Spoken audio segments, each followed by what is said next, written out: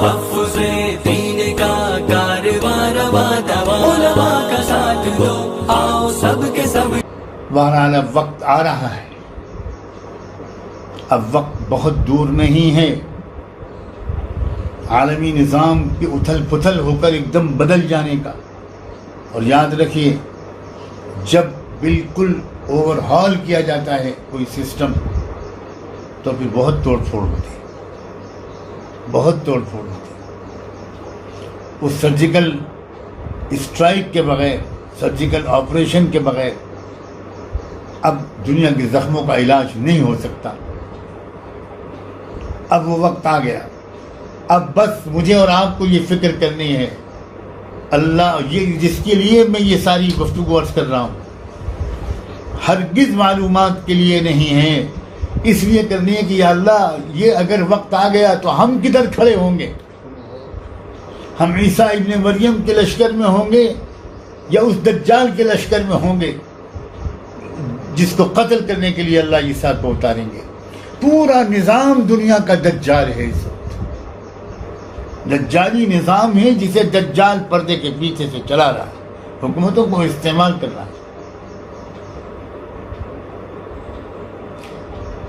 اس وقت بالکل اپنے بارے میں فیصلہ کرنے کا وقت ہے۔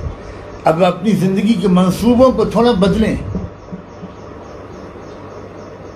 بعض حضرات میری ان گفتگوؤں کو سن کر اس طرح کے سوالات بھیج رہے ہیں کہ اگر دجال کا آنا اتنا قریب ہے تو ہم لوگ اپنے بچوں کی شادیاں کیوں کریں؟ کیا بتاؤں، اللہ والوں کی تربیت اور قرآن کی گہری سمجھ، قرآن اور حدیث کی سمجھ حاصل نہ کرنے کے نتیجے میں دنیا کے انسانوں کی عقلیں کس قدر چھوٹی رہتی ہیں۔ کیسے میں احتجاج کروں کہ جس کے پاس قرآن کا علم نہیں ہے، محمد رسول اللہ کا لایا ہوا علم نہیں ہے، اسے انٹلیکچوئل کیوں کہا جا رہا ہے؟ آج کل عجیب تعبیر ہے یہ، کہا جاتا ہے علماء کا طبقہ اور دانشور طبقہ، یعنی اس کا مطلب یہ ہوا کہ قرآن سنت کا علم رکھنے والا دانشور نہیں ہے، اور قرآن سنت کے علم کے بغیر جو لوگ دنیا میں کسی نے کچھ پڑھ لیا، کسی نے کچھ پڑھ لیا، وہ انٹلیکچوئل ہو گئے۔ نہیں میرے پیارو، میں آپ کی توہین نہیں کرنا چاہتا، میں یہ اعتراف آپ کے اندر پیدا کرنا چاہتا ہوں کہ جس نے قرآن کو نہیں سمجھا اسے کچھ نہیں مانا، وہ قطعاً علم والا نہیں ہے، وہ عقل والا بھی نہیں ہے، اس کی سوچ بچوں جیسی سوچ رہتی ہے، چاہے وہ بہت بڑے عہدے تک پہنچ جائے۔ بقیہ زندگی میں آپ قرآن مجید کے سمجھنے کی کوشش کیجئے اور پچھلی زندگی پر افسوس کیجئے۔ حضور اکرم صلی اللہ علیہ وآلہ وسلم کے صحابہ ایسا ایمان رکھتے تھے کہ اگر صبح زندہ اٹھے تو صحابہ کہتے تھے ہم کو شام تک کی امید نہیں ہوتی تھی، اور شام کو ہم لیٹتے تھے تو باقاعدہ مرنے کے لیے تیار ہو کر لیٹتے تھے، اور جب صبح اٹھتے تھے تو یہ دعا کرتے ہوئے اٹھتے تھے کہ الحمدللہ الذی احیانی بعد ما اماتنی۔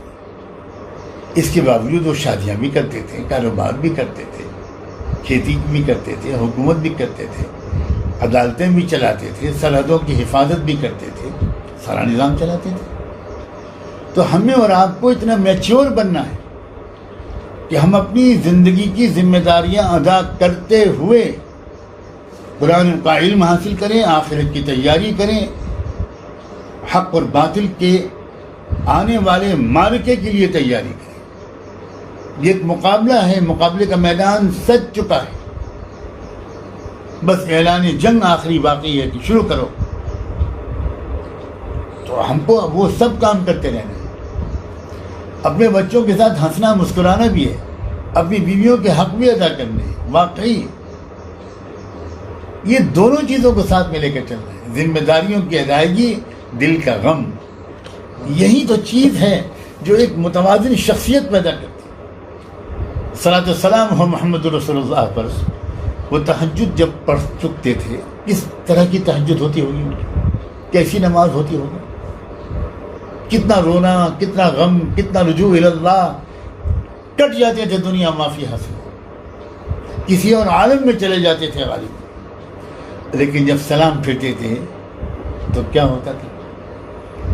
ان کی پیاری بیوی، کم عمر بیوی حضرت عائشہ ابھی نہیں جاگی ہوتی تھی، آرام کر رہی ہوتی تھی یا اٹھ چکی ہوتی تھی، وہ بھی نماز پڑھ چکی ہوتی تھی.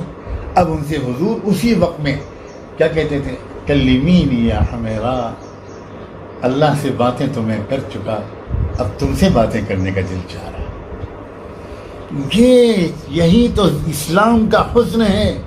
آج جو لوگ بستروں کو نرم گرم کرتے ہیں اور بیوی بچوں کے ساتھ انجوائے کرتے ہیں، وہ اللہ کے ذکر کا مزہ نہیں لے پاتے. اور افسوس یہ ہے کہ کچھ لوگ جو اللہ کے ذکر کی طرف مائل ہونے لگتے ہیں، وہ ادھر کے حقوق ادا کرنے سے غافل ہونے لگتے ہیں. یہ اسلام نہیں ہے. اور اسی لیے میں کہتا ہوں حقیقی اسلام کو سیکھنا پڑے گا. یہ کوئی آسان چیز نہیں ہے. لوگ آسان سمجھتے ہیں مسلمان ہونا. اللہ تعالیٰ کسی اللہ والے کے پاس کچھ دن گزار کر اور قریب سے اس کی زندگی کو دیکھ کر اسلام کو سمجھنے کی ہمیں توفیق عطا فرمائے. وآخر دعوانا ان الحمدللہ رب العالمین.